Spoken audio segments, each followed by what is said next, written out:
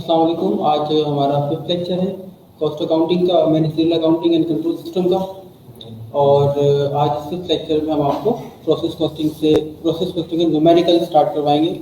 Last class में process costing के बारे में आपको डिस्कस किया था, आज न्यूमेरिकल पर आते हैं। और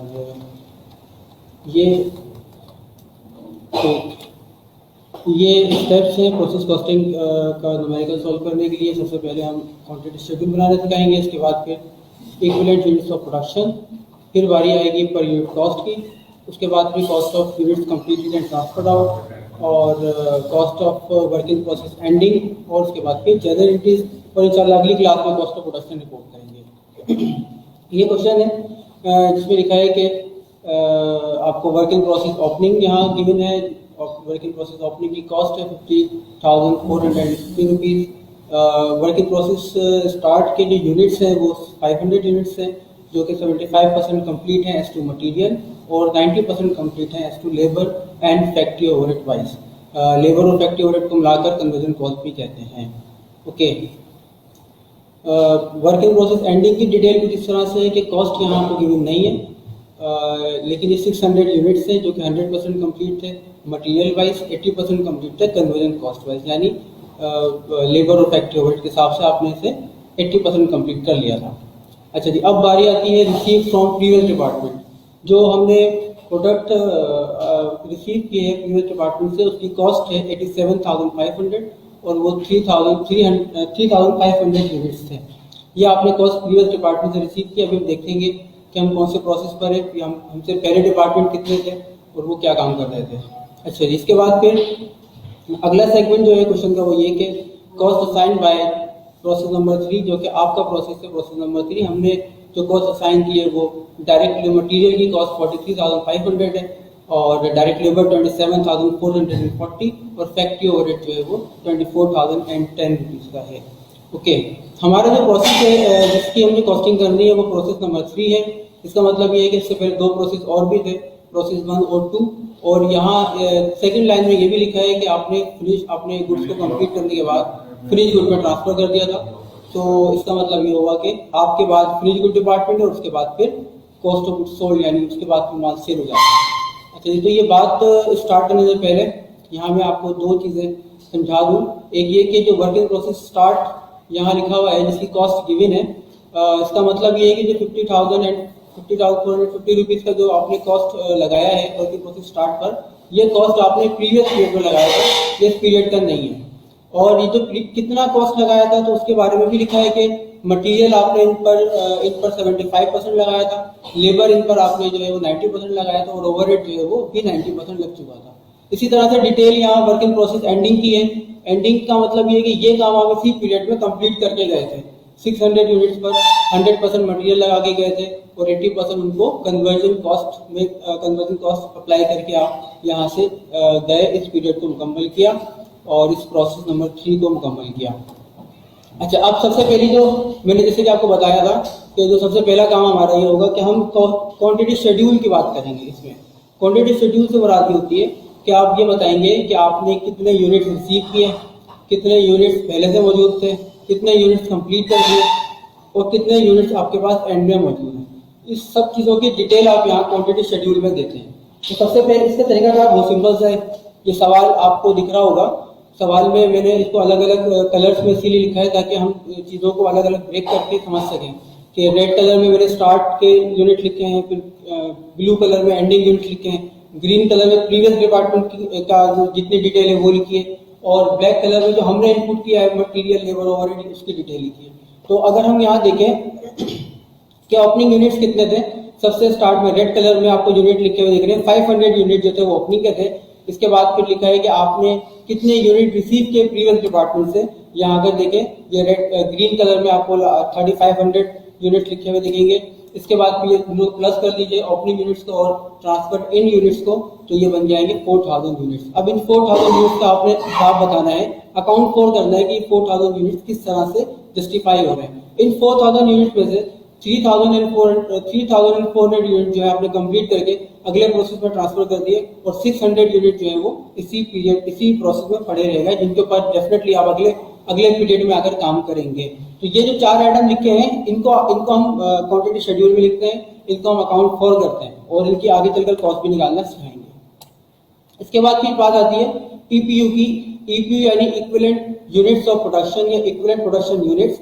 ईपीयू जो है बेसिकली इसका कॉन्सेप्ट समझना बहुत जरूरी है।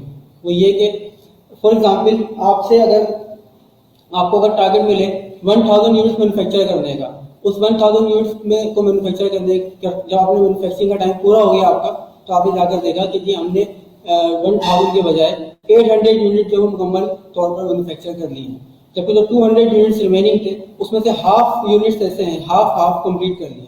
तो जो 200 यूनिट्स है उनके ऊपर हमने हाफ वर्किंग कर ली है और हाफ वर्किंग रह गई है, हाफ वर्किंग और करेंगे तो वो भी कंप्लीट हो जाएंगे। अगर मैं आपसे ये पूछूं कि इन्होंने कितने यूनिट्स के इक्वल काम किया है, तो इनका जो इक्विवेलेंसी है वो 900 यूनिट्स की है। इस तरह से कि 800 यूनिट्स मुकम्मल कर लिए थे और 100 यूनिट्स के इक्वल काम किया, 200 यूनिट्स को हाफ काम किया यानी 100 के इक्वल काम किया। इस तरह ये टोटल बन जाएगा 900 यूनिट्स। सो ये ईपीयू कहलाती है। ईपीयू का मतलब ये है कि कितने यूनिट्स के इक्वल वर्किंग की गई है। यहाँ कंप्लीटेड नहीं बल्कि इक्विवेलेंसी चेक करते हैं यूनिट्स की। इसको कैलकुलेट करने का तरीका ये है कि सबसे पहले आप यूनिट्स कंप्लीटेड लिखें, मटेरियल, लेबर और ओवरहेड के हिसाब से जितने मिले, तो ये 3400 ये हमने पहले क्वांटिटी शेड्यूल में भी लिखे हुए 3400 यूनिट्स है। ये 3400 यूनिट जो कंप्लीटेड थे इसमें आप ऐड कर लीजिए वर्किंग प्रोसेस के एंडिंग यूनिट। और एंडिंग यूनिट जो है वो यूनिट्स हैं जो कि इस पीरियड के अंदर, इस एंडिंग का मतलब है कि इस पीरियड में आप वर्किंग करके गए थे, इस पीरियड में आप वर्किंग करके गए थे। तो जो इस पीरियड में वर्किंग करके गए थे हम वो वाला इस पीरियड की कॉस्ट में ऐड कर लेंगे। और कोई ऐसा अगर यूनिट होगा जो कि इस पीरियड की वर्किंग में नहीं है बल्कि प्रीवियस पीरियड की वर्किंग में था, तो उसे हम ऐड नहीं करेंगे, उससे माइनस करेंगे।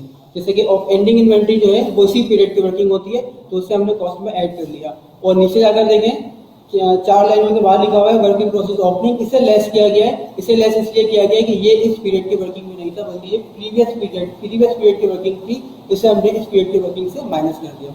तो जब भी कभी आप ईपीयू निकालेंगे यूनिट कंप्लीटेड के अंदर एंडिंग यूनिट्स को हम ऐड करेंगे और ओपनिंग यूनिट्स को हम माइनस करेंगे और इसकी परसेंटेज ऑफ कंप्लीशन निकालने के बाद ये काम करेंगे। देखिए किस तरह से। मटेरियल पहले देखते हैं कि एंडिंग यूनिट थे कितने। यहाँ देखिए एंडिंग यूनिट लिखे हैं 600, वर्किंग प्रोसेस एंडिंग यूनिट 600 है। ये 600 यूनिट्स आपने 100% कंप्लीट कर लिए थे मटेरियल वाइज। अब ये कहाँ से पता लगा मुझे कि सवाल में जाकर देखें, जो एंडिंग यूनिट 600 है इसके आगे लिखा हुआ है कि 600 units 100% complete as to material and 80% complete as to conversion cost. 100% material wise complete किए और 80% दूसरे कन्वर्जन कॉस्ट के हिसाब से। तो यहाँ आकर देखते हैं हम कि 100% हमने कॉस्ट रेट अप्लाई किया मटेरियल पर, तो ये 600 ही हो गया। 80% हमने रेट अप्लाई किया लेबर पर और फैक्ट्री ओवरहेड पर, तो ये बना 480। ओके, ये दो चीजें, दोनों आइटम जो है वो ये तीनों आइटम ऐड कर लेंगे। मटेरियल वाला मटेरियल के साथ ऐड कर लेंगे, लेबर वाला लेबर के साथ ऐड कर लेंगे और एफओएच वाला जो है वो एफओएच के साथ ऐड कर लेंगे। इसके बाद फिर बारी आती है ओपनिंग की। अब जाकर ओपनिंग का हम दोबारा देखते हैं कि कितने यूनिट से और इनकी परसेंटेज ऑफ कंप्लीशन क्या थी। ये 500 यूनिट से 75% मटेरियल वाइज कंप्लीट थे, 90% ये लेबर वाइज कंप्लीट थे और ओवरहेड वाइज। सो यहाँ आकर देखें 75% हमने अप्लाई लेस किया मटेरियल में से और 500 का 75% और इसके बाद फिर लेबर में से 90% 500 का निकाला और एफओएच से भी 500 का 90% निकाला। तो इस तरह से हमें इक्विवेलेंट यूनिट्स ऑफ प्रोडक्शन मिल रहे हैं। डायरेक्ट मटेरियल के 3625, डायरेक्ट लेबर के 3430 और फैक्ट्री ओवरहेड के भी 3430। ये ईपीयू है, इक्विवेलेंट यूनिट्स ऑफ प्रोडक्शन, जो कि हमारा सेकंड स्टेप था। यहाँ पर मैं था, यहाँ से मैंने स्टार्ट किया था कि मैं पहले क्वांटिटी शेड्यूल करूंगा फिर इक्विवेलेंट यूनिट्स ऑफ प्रोडक्शन करूंगा। अब बारी आती है पर यूनिट कॉस्ट की। पर यूनिट कॉस्ट निकालने का तरीका बहुत सिंपल सा है। तो आप ये देख लीजिए कॉस्ट हमने असाइन की है प्रोसेस नंबर 3 के लिए। ये कॉस्ट को एक नजर और से देख लीजिए। उसके बाद एक तो आप एक चीज देखिए, दूसरा ये कि हमने प्रीवियस डिपार्टमेंट से कितनी कॉस्ट रिसीव की है और कितने यूनिट रिसीव किए हैं। ये दो ही चीजें यहाँ पर बहुत इंपॉर्टेंट है। प्रीवियस डिपार्टमेंट की कॉस्ट और आपके प्रोसेस कॉस्ट, ये दो चीजें यहाँ इंपॉर्टेंट है। ये दोनों चीजें आपने यकीनन देखी होंगी। अब हम आगे चलते हैं कॉस्ट पर यूनिट कॉस्ट निकालने के लिए। पर यूनिट कॉस्ट जो है वो दो सेगमेंट में यहाँ निकलेगी, यानी दो चीजों पर मुश्तमिल होगी। एक उस पर कि जो कॉस्ट प्रीवियस डिपार्टमेंट से रिसीव हुई है और एक उस पर जो कि आपने ऐड की है। तो cost receive from previous department में यहाँ पर टोटल कॉस्ट लिखी हुई थी 87,500, जो कि टोटल कॉस्ट थी प्रीवियस डिपार्टमेंट से आई थी। इसे हम डिवाइड करेंगे यूनिट से। जितने भी यूनिट्स आपने रिसीव किए उनसे डिवाइड कर दीजिए। 3500 रिसीव किए थे, 3500 से डिवाइड 3500 डिवाइड किया तो ये आंसर आएगा 25 इसकी पर यूनिट कॉस्ट है। यानी प्रीवियस डिपार्टमेंट्स ने आपको जो बनाकर दिया प्रोडक्ट वो 25 रुपीज की एक यूनिट बनाकर आपके पास भेजा था। आपने उस पर मटेरियल, लेबर और ओवरहेड अप्लाई किया। मटेरियल कितना लगाया आपने? 43,500 का। इसकी ईपीयू यहाँ पर आप लिखनी होगी।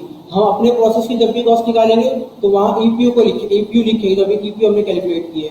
और अगर हम किसी और डिपार्टमेंट की कॉस्ट को अपने पास ऐड करना चाहेंगे तो उस डिपार्टमेंट ने जितने यूनिट्स आपको भेजे हैं वो वाली नंबर ऑफ यूनिट लिखेंगे। यहाँ देख सकते हैं आपने 3500 ये वो वाला फिगर लिखा है जो कि हमारे पास प्रीवियस डिपार्टमेंट से आया था। और मटेरियल के अंदर मैंने ईपीयू लिखी है, जो भी मैंने ईपीयू कैलकुलेट की थी वो 36,625। इसे डिवाइड किया तो पर यूनिट कॉस्ट आती है 12 रुपीज की। इसके बाद फिर लेबर की बात भी इसी तरह से कि लेबर कॉस्ट जो आपने असाइन की है वो लिख लीजिए पहले। लेबर कॉस्ट को हम डिवाइड करते हैं लेबर की ईपीयू से, तो आंसर आता है 8 रुपीज का। इसके बाद फिर फैक्ट्री ओवरहेड कॉस्ट को डिवाइड करते हैं फैक्ट्री ओवरहेड की ईपीयू से। फैक्ट्री ओवरहेड की ईपीयू से डिवाइड करने के बाद इसका आंसर आया 7 रुपीज। इस सबको प्लस कर दीजिए तो टोटल आपके पास पर यूनिट कॉस्ट जो है वो 52 रुपीज की पर यूनिट कॉस्ट आ गई है। ये बहुत इंपॉर्टेंट फिगर है, इस फिगर को ध्यान में रखते हुए आगे चलते हैं। और अब हमारा काम जो है वो यूनिट से मुकम्मल हो गया। ये जो स्टेप्स हैं इसमें तीन स्टार्ट की तीन चीजें थी, ये यूनिट से रिलेटेड थी। क्वांटिटी शेड्यूल भी यूनिट से रिलेटेड था, इसके बाद क्वांटिटी से यानी, और इक्विवेलेंट यूनिट्स ऑफ प्रोडक्शन भी, और पर यूनिट कॉस्ट भी। अब जो चीजें स्टार्ट हो रही है वो कॉस्ट से रिलेटेड, इन तमाम चीजों की जिन चीजों की कॉस्ट गिवन नहीं थी अब हम उन पर काम करना शुरू करेंगे। सबसे पहली जो चीज है वो ये कि हम पहले फाइंड करते हैं cost of units completed and transferred out. तो सबसे पहले ये देखिए कि हमने कितने यूनिट्स कंप्लीट और ट्रांसफर आउट किए हैं। हमने total 3,400 units complete and transfer out किए हैं। ये 400 यूनिट जो हमने 3,400 यूनिट जो ट्रांसफर आउट किए गए हैं, इन यूनिट्स की खास बात थी वो ये कि इनमें ऐसे 500 यूनिट ऐसे थे जो कि स्टार्टिंग यूनिट थे, ओपनिंग यूनिट थे, जिनके ऊपर कि आप पहले से वर्किंग कर चुके थे। प्रीवियस पीरियड में इनके ऊपर कुछ वर्किंग आप कर चुके थे, उसकी परसेंटेज यहाँ पर दी गई ओपनिंग के साथ। और उसका मतलब ये हुआ कि जैसे आपने आके स्टार्ट में अपने पीरियड के स्टार्ट में प्रोसेस को शुरू किया तो सबसे पहले वो यूनिट्स कंप्लीट थे जो ओपनिंग में मौजूद थे, उन यूनिट्स को पूरा करा। और उसके बाद फिर मजीद यूनिट प्रीवियस डिपार्टमेंट से रिसीव करते गए और इन्हें कंप्लीट करके आगे बढ़ाते गए। इस तरह होते होते होते आप 3,400 तक पहुंच गए। तो 500 यूनिट 3,400 में ऐसे हैं जो कि प्रीवियस पीरियड के थे, उनके ऊपर कुछ वर्किंग पहले की भी थी, कुछ वर्किंग अभी की है। और 2900 यूनिट्स 34 में से 5 माइनस कीजिए तो 2900 यूनिट्स ऐसे हैं जिनके ऊपर के आपने वर्किंग इसी पीरियड में स्टार्ट किए और इसी पीरियड में कंप्लीट करके इन्हें आगे बढ़ा दिया था। तो अब हम जब कॉस्ट इसकी कैलकुलेट करेंगे 3400 यूनिट्स की, तो इसकी कॉस्ट कैलकुलेशन में इस बात का ख्याल रखना है हमें कि हम पहले ओपनिंग यूनिट्स की कॉस्ट अलग से निकालेंगे और जो रिमेनिंग यूनिट्स हैं ओपनिंग के बाद उनकी कॉस्ट अलग निकालेंगे, और निकालने के बाद फिर इन दोनों को ऐड कर लेंगे। इनकी अलग अलग कॉस्ट निकालने की वजह यह है कि ओपनिंग यूनिट जो थे इनका प्रैक्टिस भी किया था कि ये यूनिट पहले प्रीवियस पीरियड में भी कंप्लीट, कुछ इनके ऊपर वर्किंग प्रीवियस पीरियड में की गई है और कुछ वर्किंग इन पर इस पीरियड में की गई है। तो हमने इस चीज को अकाउंट फॉर करना है कि कितना हमने प्रीवियस पीरियड में वर्किंग की और कितनी हमने इस पीरियड में वर्किंग की, तभी आपके प्रोसेस की सही कॉस्ट निकलेगी। अब देखिए ओपनिंग की कॉस्ट जो है ये 500 यूनिट्स की कॉस्ट सवाल में गिवन थी, 50,450 ये सवाल में ऑलरेडी गिवन थी। ये हमने सबसे पहले कॉस्ट लिख ली है। अब मजीद कितना काम करना है इसके ऊपर, इन 500 यूनिट्स के ऊपर हमें मजीद कितना काम करना है। तो यहाँ लिखा है कि यहाँ आप जाकर सवाल को दोबारा देख सकते हैं कि यहाँ लिखा होगा ओपनिंग यूनिट्स के बारे में कि 75% कंप्लीट कर लिए गए थे मटेरियल वाइज और 90% कंप्लीट कर लिए गए थे कन्वर्जन कॉस्ट वाइज। इसका मतलब ये है कि 25% इस पर मटेरियल मजीद लगाना है आपको और 10% इस पर कन्वर्जन कॉस्ट भी लगानी है। तो अब ये देखिए हमने इसी तरह से इसकी कंपटीशन की है कि मटेरियल लगाया है 500 यूनिट्स पर 25%। मटेरियल की कॉस्ट प्राइस जो थी और मटेरियल की पर यूनिट कॉस्ट जो थी वो 12 रुपीज थी, वो अभी हमने कैलकुलेट की थी, इसको मल्टीप्लाई किया तो 1500 रुपीज जो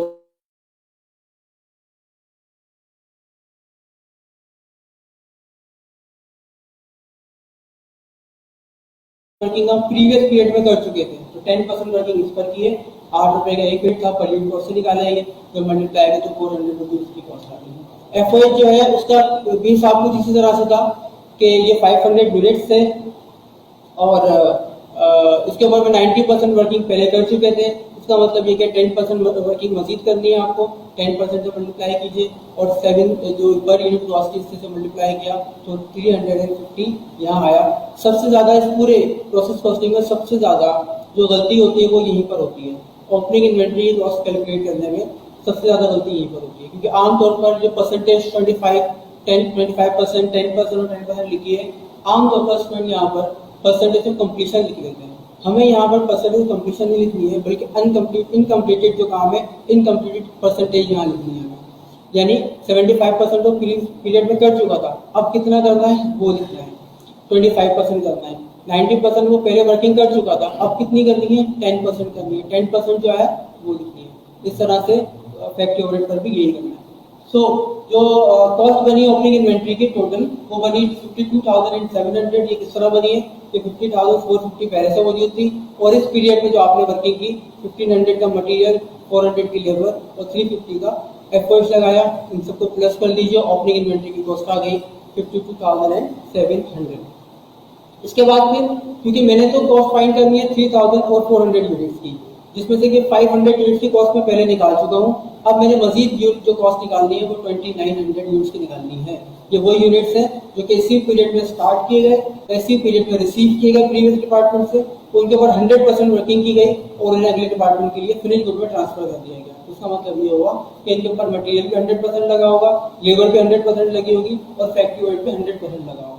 और जो कॉस्ट यूनिट कॉस्ट जो लगी होगी वो भी सारी total unit cost per apply हुई होगी, जब भी तो कंप्लीट होकर अगले डिपार्टमेंट तक पहुंचा है। और अगर आपने ये सारी चीजें मुकम्मल नहीं की होती तो फिर वो कंप्लीट ही नहीं होता, कंप्लीट नहीं होता और अगले डिपार्टमेंट पर नहीं जाता। इसका मतलब ये है कि 2900 यूनिट जो है वो आपने मुकम्मल करके और उसको टोटल कॉस्ट से मल्टीप्लाई करके आगे बढ़ाया। सो रिमेनिंग यूनिट्स की कॉस्ट निकालने का बहुत ही सिंपल सा तरीका ये है कि जो भी रिमेनिंग यूनिट्स हैं 2900 है, उनको 52 से जो कि टोटल कॉस्ट थी, देखिए ये यूनिट कॉस्ट 52 टोटल थी, इसे आप इससे मल्टीप्लाई कर लीजिए और मल्टीप्लाई करने के बाद ये 1,50,800 की कॉस्ट यहाँ आ गई है। और इसके बाद फिर आप 52,700 जो कि 500 यूनिट की कॉस्ट इसको और जो 150,800 की कॉस्ट है, इन दोनों को प्लस कर लीजिए तो cost of units completed and transferred out आपके सामने आ गई है। मैं एक दफा फिर आपको यहाँ पर बता दूं कि मैंने जो है कंप्लीटेड यूनिट कैलकुलेट किए थे 3,400 यूनिट टोटल थे जो कि हमने कंप्लीट किए थे। इन 3,400 यूनिट की कॉस्ट आप एक साथ कभी भी नहीं निकाल सकते, क्योंकि इन 3,400 यूनिट के अंदर 500 यूनिट ओपनिंग के भी मौजूद हैं। तो पहले हम ओपनिंग की कॉस्ट निकालेंगे, जिसकी की कॉस्ट हमने निकाली है 52,700। पहले हम ओपनिंग की कॉस्ट निकालेंगे, उसके बाद फिर हम जो रिमेनिंग यूनिट है 34 में से 5 माइनस करने के बाद रिमेनिंग यूनिट बचे 2900 यूनिट। इन 2900 यूनिट की कॉस्ट निकालेंगे और इन दोनों को आपस में प्लस कर लेंगे तो आएगी total cost of goods completed and transferred out. ये तरीका कार होता है cost of goods completed and transferred find out करने का। ओके, तो अब उसके बाद फिर अगला आइटम यानी अगली कंपटीशन जो है वो वर्किंग प्रोसेस एंडिंग की है। वर्किंग प्रोसेस एंडिंग की अगली कंपटीशन है और इसको कैलकुलेट करने के लिए हमने अभी दोबारा वही तरीका लगाना है जो ओपनिंग की कॉस्ट कैलकुलेट करने के लिए लगाया था। सबसे पहले यहाँ पर आप cost receive from previous department देखिए कि 600 यूनिट्स हैं, इन पर आपने प्रीवियस डिपार्टमेंट से कितनी कॉस्ट रिसीव की है। तो ये देखिए पर यूनिट कॉस्ट जो प्रीवियस डिपार्टमेंट की आ रही है वो 25 रुपीज की प्रीवियस डिपार्टमेंट की कॉस्ट है। ये पर यूनिट कॉस्ट के शीट में लिखा हुआ है। और ये यूनिट्स कितने थे ये भी देख लेते हैं। ये 600 यूनिट्स हैं। ये देखिए एंडिंग यूनिट जो है वो 600 के हैं।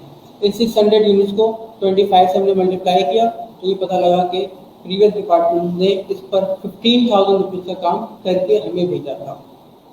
15,000 रुपये का काम प्रीवियस डिपार्टमेंट ने करके हमें भेजा था। फिर हमने कितना काम किया इस पर, इस 600 यूनिट्स पर, तो उसके भी मैं आपको दोबारा से परसेंटेज ऑफ कंप्लीशन दिखा देता हूँ कि हमने इस पर कितना काम किया। ये एंडिंग यूनिट लिखे हैं, लिखा है कि 600 यूनिट से 100% कंप्लीट किया था आपने मटेरियल वाइज, 80% कंप्लीट किया था आपने कन्वर्जन कॉस्ट वाइज। तो यहाँ देखिए परसेंटेज कंप्लीशन के मुताबिक इसे मैं 600 को मटेरियल में जाकर 600 को मल्टीप्लाई कर रहा हूँ 100% से और पर यूनिट कॉस्ट उसकी 50 रुपीज थी 12 रुपीज पर यूनिट कॉस्ट से मल्टीप्लाई कर रहा हूँ, तो आंसर आया 7200।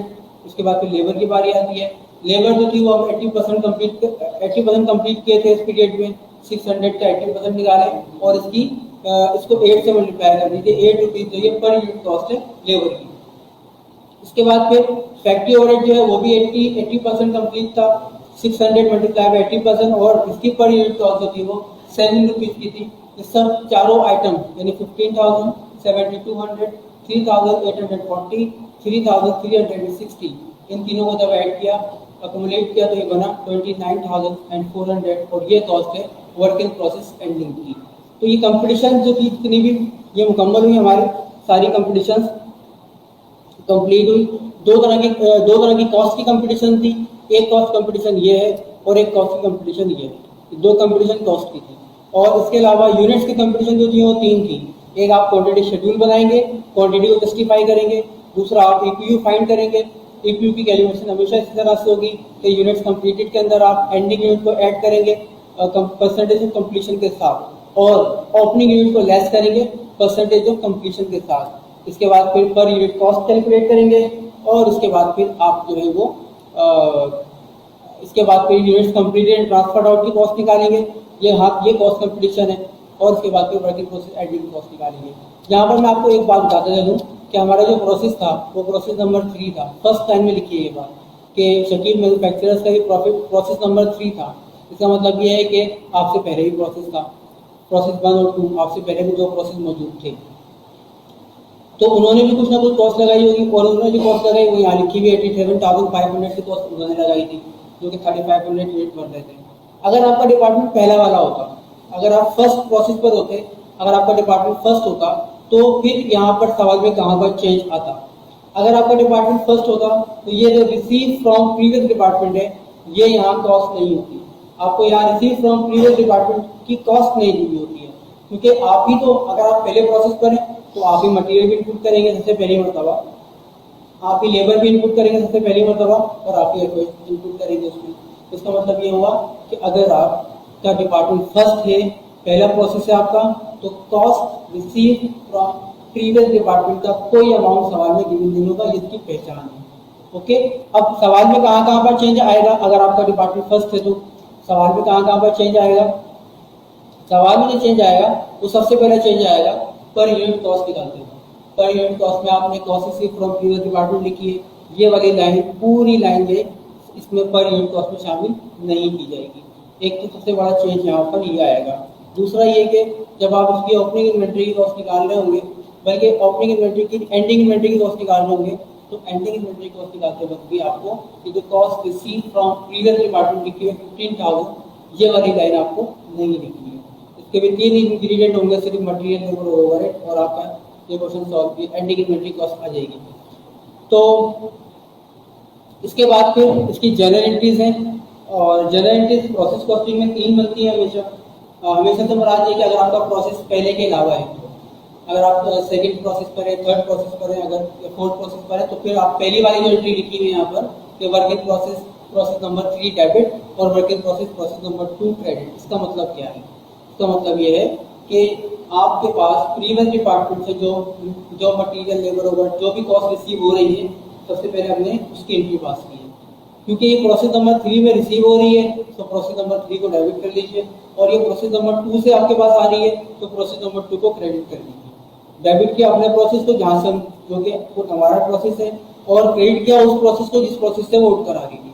इसके बाद फिर ये वाली जो एंट्री, पहली वाली एंट्री जो है ये उसी सूरत में बनेगी जब आपका प्रोसेस पहले के अलावा होगा। दूसरा, तीसरा, चौथा, पांचवा प्रोसेस अगर आपका, तब आप उसकी एंट्री पास करेंगे। अदरवाइज अगर आपका पहला प्रोसेस है तो आपकी एंट्री पास नहीं करेंगे, क्योंकि प्रीवियस डिपार्टमेंट की कॉस्ट तो यहाँ होगी नहीं। प्रीवियस डिपार्टमेंट की कॉस्ट ही नहीं होगी तो आप एंट्री किस चीज की पास करेंगे? तो फर्स्ट वाली एंट्री सिर्फ उसी वक्त पास होगी जबकि आपका प्रोसेस पहला ना हो, दूसरा, तीसरा, चौथा, एक्सेट्रा। अच्छा, इसके बाद फिर अगली एंट्री जो बनती है वो मैन्युफैक्चरिंग कॉस्ट की एंट्री पास होती है। मैन्युफैक्चरिंग कॉस्ट जो है वो 3 चीजों पे मुश्तमिल होती है, मटेरियल, लेबर और ओवरहेड पर। तो हमने ये देखना होगा कि हमने कितना मटेरियल, कितना लेबर और कितना ओवरहेड लगाए हैं। ये एंट्री आपको प्रेजेंटेशन में कुछ थोड़ी सी इसकी प्रेजेंटेशन सही नहीं है, मैं आपको इसकी एंट्री यहाँ करके दिखा देता हूँ। मैन्युफैक्चरिंग कॉस्ट की एंट्री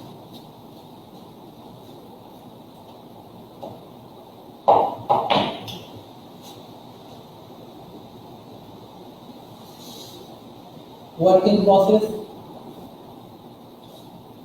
प्रोसेस नंबर 3 डेबिट कर लीजिए। और इस प्रोसेस नंबर 3 पर आपने कितना रॉ मटेरियल लगाया है, हमने जो मटेरियल इनपुट किया रॉ मटेरियल वो था 43,500 का। हमने जो उस पर लेबर इनपुट की है, हम लेबर को अप्रूव पेरोल में क्रेडिट करते हैं, अप्रूव पेरोल भी कर सकते हैं, इसको आप वेजेस पेबल भी कर सकते हैं, इसे डायरेक्ट वेजेस पेबल भी कर सकते हैं, इसे आप जो है वो सैलरी भी कह सकते हैं। तो बेसिकली ये सैलरी होती है आपकी, डायरेक्ट सैलरी जो होती है उनको देते हैं, उनके लिए आपको पेरोल अकाउंट बनाया जाता है कॉस्ट अकाउंटिंग में। और ये सैलरी इसका जो डायरेक्ट लेबर का जो अमाउंट है वो 27,440 है।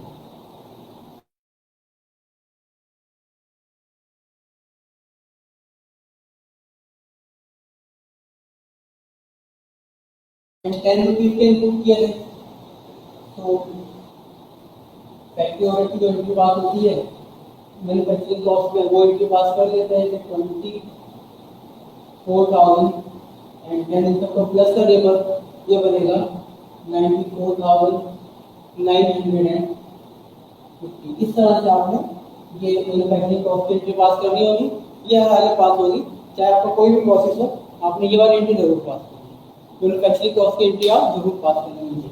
उसके बाद फिर अब बारी आती है कि आपने कितने यूनिट्स कंप्लीट करके अगले प्रोसेस को भेजे, अब आप उसकी एंट्री पास करेंगे। यहाँ पर भी एक स्पेसिमेन के तौर पर मैंने लिख दिया था कि work in process process number 4 भी आ सकता है और फिर कुछ भी आ सकता है, क्योंकि हमें सवाल में स्टार्ट में लिख कर दिया हुआ है कि आपके बाद जो प्रोसेस है वो प्रोसेस नहीं है, बल्कि आपके बाद जो प्रोसेस है वो फिनिश गुड डिपार्टमेंट है। तो जब मैं इसकी एंट्री पास करूंगा, जो मैंने कॉस्ट ट्रांसफर की अगले वाले डिपार्टमेंट को, तो अगला डिपार्टमेंट जो फिनिश गुड का, मैं यहाँ सिर्फ फिनिश गुड लिखूंगा। हाँ, अलबत्ता अगर मेरे डिपार्टमेंट के बाद प्रोसेस नंबर 4 होगा तो फिर work in process process number 4 लिखता, फिनिश गुड नहीं लिखता। फिनिश गुड्स जो है ये आप कैलकुलेट करें 2,03,500 2,03,500 ये इसका अमाउंट आपको दिख रही है। के बाद फिर इस प्रोसेस से उठकर फिनिश गुड में गया है, इस प्रोसेस से उठकर गया है, ये उस प्रोसेस को क्रेडिट कर देंगे आप, यानी ये जो गया है ये वर्किंग प्रोसेस के प्रोसेस नंबर 3 से उठकर गया है, प्रोसेस नंबर 3 को हमने क्रेडिट किया। ये एक एंट्री और पास कर दी इसकी। ओके, ये एंट्रीज हो गई है जी। एंट्रीज के बाद फिर मैं आपको एक सवाल दे रहा हूँ अभी करने के लिए, ये सवाल आप देख लीजिए, ये अगर आप सॉल्व करेंगे तो आपके काफी सारे कॉन्सेप्ट क्लियर होंगे। इसमें ये बताया गया, सबसे पहली इंफॉर्मेशन तो ये है कि ये सवाल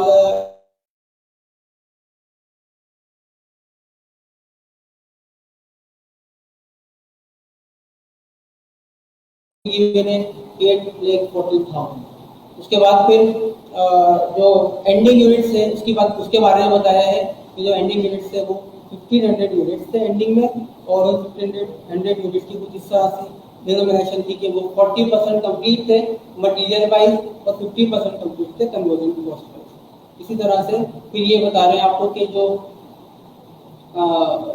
स्टार्टिंग यूनिट्स हैं वो 2000 यूनिट्स हैं, 2000 यूनिट्स ओपनिंग में पड़े थे, और उन 2000 यूनिट्स में आपने 60% काम जो है वो पहले से करके रखा हुआ था मटेरियल वाइज, और 70% काम जो है वो आपने कन्वर्जन कॉस्ट वाइज पहले से करके रख लिया था। और इनकी जो कॉस्ट बन रही थी ओपनिंग यूनिट्स की, ये बन रही थी 5 लाख रुपीज। ओके, इसके बाद फिर लिखा है कि cost added by process number 2, जो कि ये आपका ही प्रोसेस है। इस प्रोसेस के अंदर जो मटेरियल लगा है टोटल वो 5,13,500 का मटेरियल लगाया गया है। लेबर कॉस्ट लगाई गई है 9,02,750 की, और फैक्ट्री ओवरहेड अप्लाई किया गया है 6,28,000 का। अब आपने इसकी ये सारी 5 कंपटीशन जो मैंने बताई है, बल्कि 6 एंट्री जनरल मिलाकर 6 कंपटीशन टोटल होती है। ये 6 तरह की जो स्टेटमेंट्स है कंपटीशन है, ये आप सॉल्व कीजिए और सॉल्व करके मुझे दिखाइए, ताकि पता लगे कि आपका सिलसिले में कॉन्सेप्ट कितना क्लियर हुआ है। अच्छा, अब हम एक छोटी सी बात और देख लेते हैं, वो ये कि प्रोसेस कॉस्टिंग में और जॉब ऑर्डर कॉस्टिंग का जो प्रोसेस कॉस्ट फ्लो होता है, इस कॉस्ट फ्लो में क्या फर्क है? देखिए, जॉब ऑर्डर कॉस्टिंग और प्रोसेस कॉस्टिंग के दो अलग अलग टाइप की कॉस्टिंग तरीकाकार है। लास्ट क्लास में मैंने आपको जॉब ऑर्डर कॉस्टिंग के बारे में बताया था, प्रोसेस कॉस्टिंग के बारे में बताया था। जॉब ऑर्डर कॉस्टिंग ऐसी कॉस्टिंग होती है, ऐसा मेथड ऑफ कॉस्टिंग है जिसमें आप जो है वो हमेशा एक जॉब की कॉस्टिंग करते हैं। एक जॉब दूसरे जॉब से बिल्कुल डिफरेंट होती है। एक जॉब है उस पर जो मटेरियल लेबर ओवरहेड लग रहा है, तो दूसरी जॉब के ऊपर कुछ और मटेरियल लेबर ओवरहेड लगेगा, दूसरी जॉब पर कुछ और मटेरियल लेबर ओवरहेड लगेगा। तो हम जब कॉस्टिंग करते हैं इसमें, तो हम जॉब वाइज करते हैं, हम टाइम वाइज नहीं करते, हम जॉब वाइज कॉस्टिंग करते हैं। पहले जॉब नंबर 1 में देखेंगे टोटल मटेरियल लेबर ओवरहेड कितना आया, फिर जॉब नंबर 2 में देखेंगे, फिर 3 में देखेंगे, फिर 4 में देखेंगे। इस तरह से हम कॉस्टिंग करते हैं जॉब ऑर्डर कॉस्टिंग में। जबकि प्रोसेस कॉस्टिंग के अंदर क्या होता है कि एक प्रोसेस जो है, प्रोडक्ट जो है वो एक प्रोसेस से दूसरे प्रोसेस में जाती है, दूसरे प्रोसेस से तीसरे प्रोसेस में जाती है। पहले प्रोसेस में जब होती है, पहले से दूसरे में जाती है, तो दूसरे को जो कुछ पहले से रिसीव हुआ होता है वो उसके लिए रॉ मटेरियल होता है।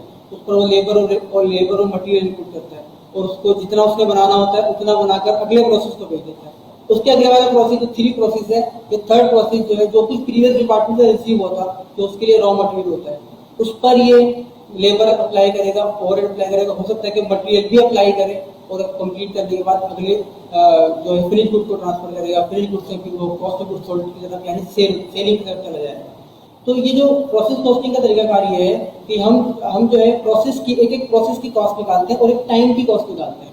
एक महीने की कॉस्ट निकालेंगे, एक दिन की कॉस्ट निकालेंगे प्रोसेस की, और फिर तमाम प्रोसेस की एक एक महीने की कॉस्ट निकाल कर सबको ऐड कर लेते। तो मतलब चाहता है कि एक पर्टिकुलर प्रोडक्ट को एक के ऊपर एक महीने तक वर्किंग करने की कॉस्ट कितनी आएगी। जॉब ऑर्डर कॉस्टिंग में क्या होता है कि जब जॉब कंप्लीट होगी तो उसकी कंप्लीट कॉस्टिंग करके आप जो है वो कंप्लीट उसकी एक साथ कॉस्टिंग, एक ही जॉब की एक मतलब कॉस्टिंग की जाती है। ये हो गई जी प्रोसेस इसका। और अच्छा, प्रोसेस का कॉस्ट लो बेसिकली ये जनरल एंट्रीज बनी हुई है। ये जनरल एंट्रीज से ही अगर आप समझने की कोशिश करें तो बेसिकली ये वही है कि मैन्युफैक्चरिंग कॉस्ट सबसे पहले अप्लाई की जाती है। मटेरियल, लेबर, रॉ मटेरियल और डायरेक्ट लेबर और फैक्ट्री ओवरहेड, ये चीज़ें मैन्युफैक्चरिंग कॉस्ट पर डाली जाती है। फिर यहाँ से जो है ना ये मैन्युफैक्चर होती है एक प्रोसेस से, फिर दूसरे प्रोसेस में जाती है, फिर तीसरे में जाती है। वही पॉसिबल हो एक ही प्रोसेस में मुकम्मल हो रही है।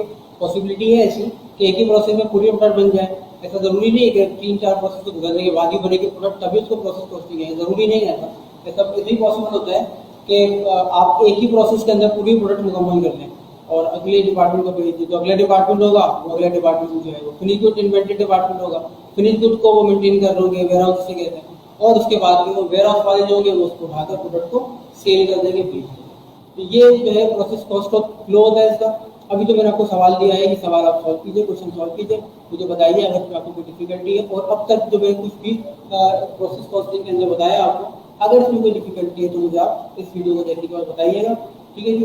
तो इंशाल्लाह फिर ये वीडियो आप देखिए, वीडियो के देखने के बाद फिर सवाल सॉल्व कीजिए, और उसके बाद फिर मुझे सवाल चेक करवाइए, फिर इंशाल्लाह देखते हैं। अल्लाह हाफ़िज़।